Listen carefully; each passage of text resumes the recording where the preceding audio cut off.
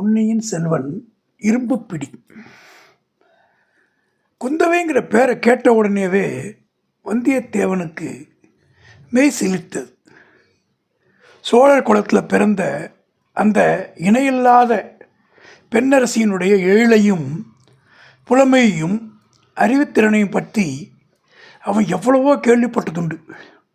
அத்தகைய அதிசய அரசலங்குமாரியை பெற்றெடுத்த பாக்கியசாலியான தந்தை இவர். தாய் அதோ பக்கத்தில் அமர்ந்திருக்கும் மூதாட்டி.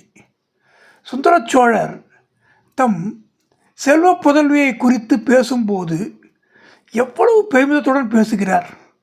அவர் குரலில் எப்படி தழுத்தழுத்து உருக்கம் பெறுகிறது. வந்தியத்தேவனுடைய வழக்கரம் அவனுடைய இடையை சுற்றி கட்டியிருக்கக்கூடிய பட்டு துணிச்சுருளை தடவி பார்த்தது.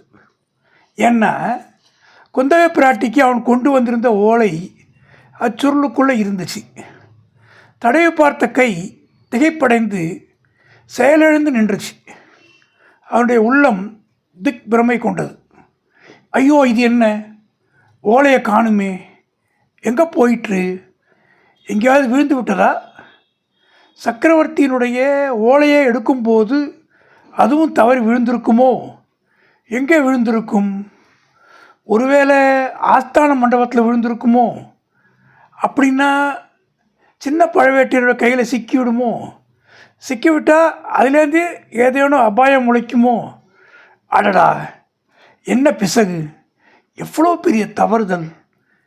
இதிலேருந்து எப்படி சமாளிக்கிறது அப்படின்னு ஒரே யோசனை ஆகிப்போச்சு வந்தியத்தேவனுக்கு. குந்தவை தேவிக்கு கொணர்ந்த ஓலை தவறிவிட்டது என்று அறிந்த பிறகு வந்தியத்தேவனுக்கு அங்கு இருப்பு கொள்ளவில்லை. மேலே நடந்த பேச்சுவார்த்தைகளும் அவன் காதில் சரியாக வேலை விழுந்தும் மனசில் நன்கு பதியல.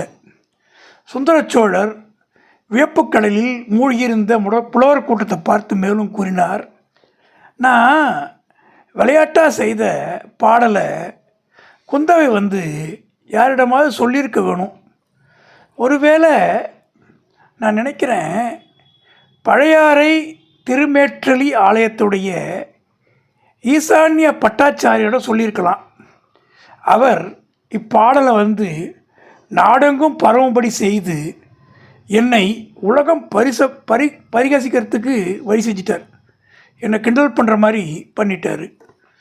பிரபு, தாங்களே பாடியிருந்தால் என்ன? பாடல் அற்புதமான பாடல்தான், சந்தேகமே இல்லை. தாங்கள் புவி சக்கரவர்த்தியாக இருப்பதோடு கவி சக்கரவர்த்தியும் ஆவீர்கள் என்றார் நல்லான் சக்கரவர்த்தி. ஆயினும் இப்போ அந்த பாடலை நான் பாடியிருந்தா, யார்? சுந்தர சோழர் பேசுகிறார். நான் இப்போ அந்த பாட்டை பாடியிருந்தா இன்னொரு கொடையும் சேர்த்துருப்பேன். இந்திரனுக்கு யானை, சூரியனுக்கு குதிரை, சிவனாருக்கு பல்லக்கு கொடுத்ததோடு நிறுத்தியிருக்க மாட்டேன். மார்க்கண்டேயனுக்காக மரளியை சிவபெருமான் உதைத்தார் அல்லவா? அந்த உதைக்கு யமன் தப்பித்து கொண்டான் இல்லையா? ஆனால் அவனுடைய எருமைக்கடா வாகனம் சிவபெருமான் கோபத்தை தாங்காமல் அங்கேயே விழுந்து செத்துவிட்டது. வாகனம் இல்லாமல் யமன் திண்டாடி கொண்டிருப்பதை அறிந்த பழையாறை சேர்ந்த சுந்தர சோழர் யமனுக்கு எருமைக்கடாய் வாகனம் ஒன்றை அனுப்பினார். இப்படி ஒரு கற்பனையை சேர்த்திருப்பேன். அந்த எருமைக்கடா வீரன் எருமைக்கடாவின் மேலே ஏறிக்கொண்டு யமன் இப்போது ஜாம்னு என்னை தேடி வந்து கொண்டிருக்கிறான்.